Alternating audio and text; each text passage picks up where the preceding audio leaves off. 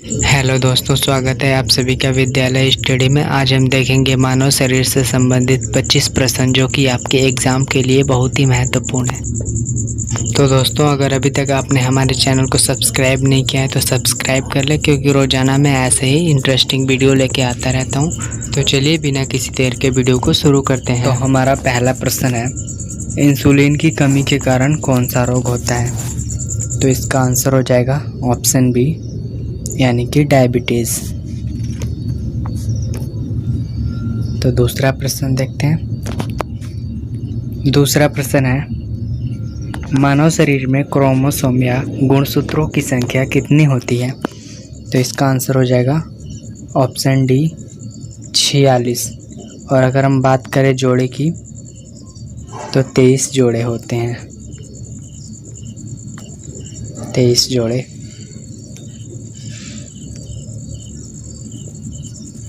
तो तीसरा प्रश्न है, लार किसके पाचन में मदद करती है? तो इसका सही आंसर हो जाएगा ऑप्शन सी, स्टार्च। लार स्टार्च के पाचन में मदद करती है। तो चलिए देखते हैं चौथा प्रश्न। चौथा प्रश्न है, लार में कौन सा एंजाइम पाया जाता है? तो इसका आंसर हो जाएगा ऑप्शन डी, टाइलिन। और टाइलिन स्टार्च के पाचन में मदद करता है। पांचवा प्रश्न देखते हैं। तो पांचवा प्रश्न है, मनुष्य का सामान्य रक्तचाप कितना होता है? तो इसका आंसर हो जाएगा ऑप्शन ए, 120/80 mmGH।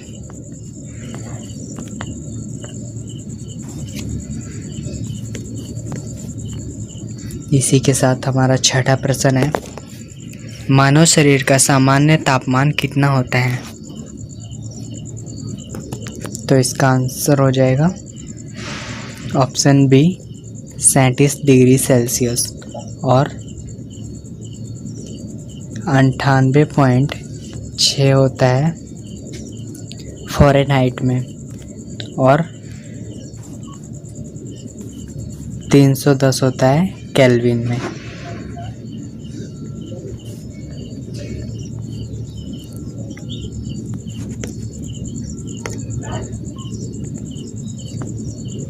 तो हमारा सातवां प्रश्न है, मनुष्य लोहा यानी आयरन किससे प्राप्त करता है?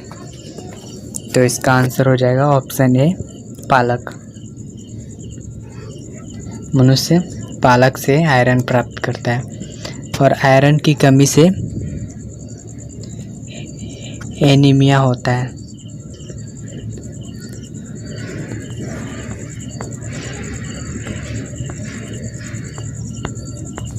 एनीमिया।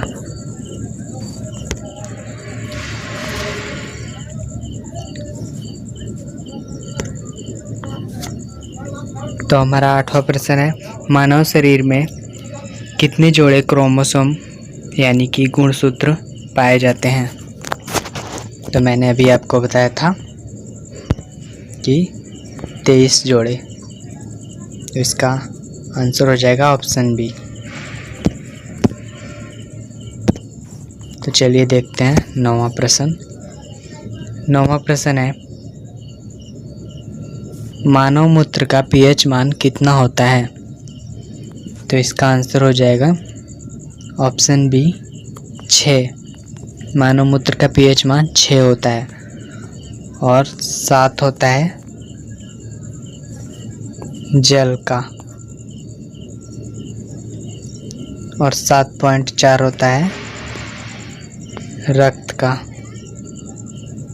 और 6.4 दूध का होता है।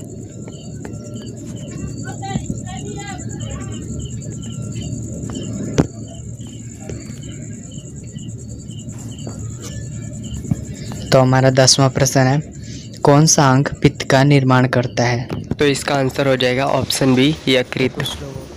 11वां प्रश्न है, ओ रक्त समूह वाले व्यक्ति का रक्त किसे दिया जा सकता है? तो इसका आंसर हो जाएगा ऑप्शन डी, सभी रक्त समूह को, यानी कि ओ रक्त समूह वाला जो व्यक्ति होता है उसका रक्त सभी रक्त समूहों को दिया जा सकता है।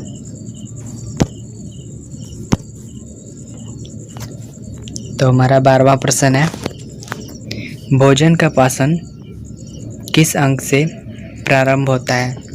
तो इसका आंसर हो जाएगा ऑप्शन ए, यानी कि मुंह से। तो चलिए देखते हैं 13वां प्रश्न। तो प्रश्न नंबर 13 है, मानव शरीर में सबसे बड़ी हड्डी कौन सी है? तो इसका आंसर है ऑप्शन सी, फीमर। और अगर हम बात करें सबसे छोटी हड्डी की तो स्टेपिज, छोटी, सबसे छोटी हड्डी।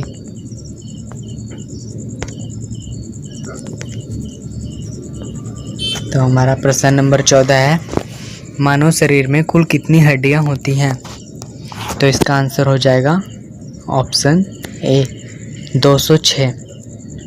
और अगर हम बात करें छोटे बच्चों की तो छोटे बच्चों में लगभग 300 होती हैं।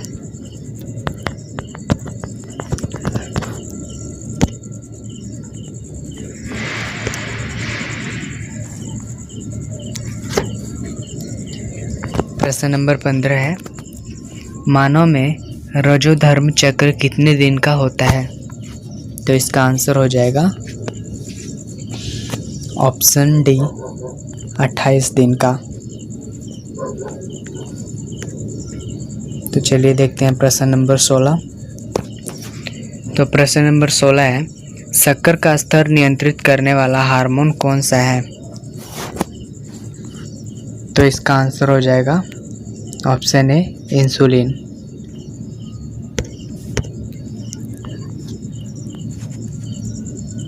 प्रश्न नंबर 17 है, कौन सी अंतर्स्रावी ग्रंथि वृद्धि हार्मोन उत्पन्न करती है? तो इसका आंसर है ऑप्शन ए,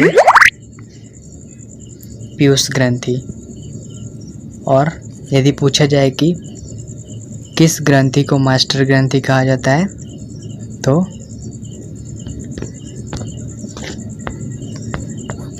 पीयूष ग्रंथि को मास्टर ग्रंथि कहा जाता है। पीयूष ग्रंथि को मास्टर ग्रंथि भी कहा जाता है। तो देखते हैं प्रश्न नंबर 18। प्रश्न नंबर 18 है, पीयूष ग्रंथि कहाँ होती है? तो पीयूष ग्रंथि होती है मस्तिष्क में, यानी कि ऑप्शन ए सही हो जाएगा।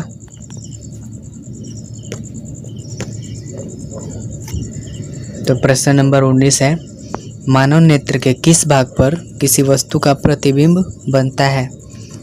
तो इसका आंसर हो जाएगा ऑप्शन डी, रेटिना।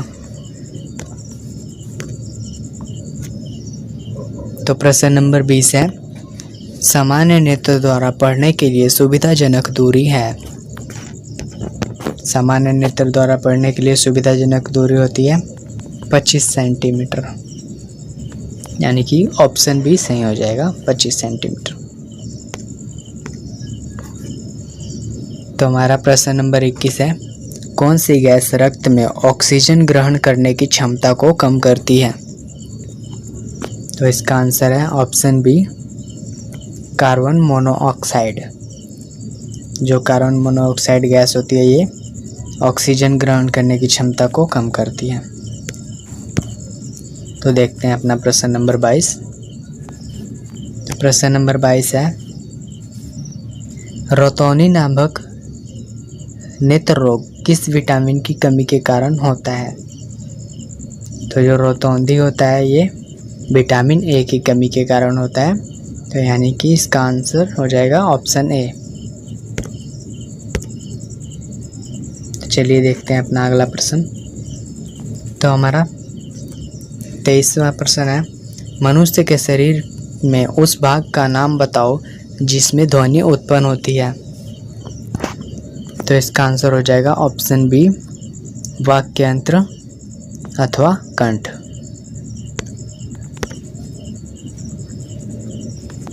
तो हमारा अगला प्रश्न है, लाल रक्त कणिकाओं का निर्माण कहाँ होता है?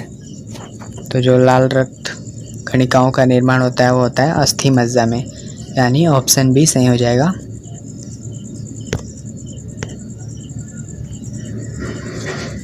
तो हमारा प्रश्न नंबर 25 है, मानव शरीर में सबसे प्रचुर मात्रा में पाया जाने वाला तत्व कौन सा है?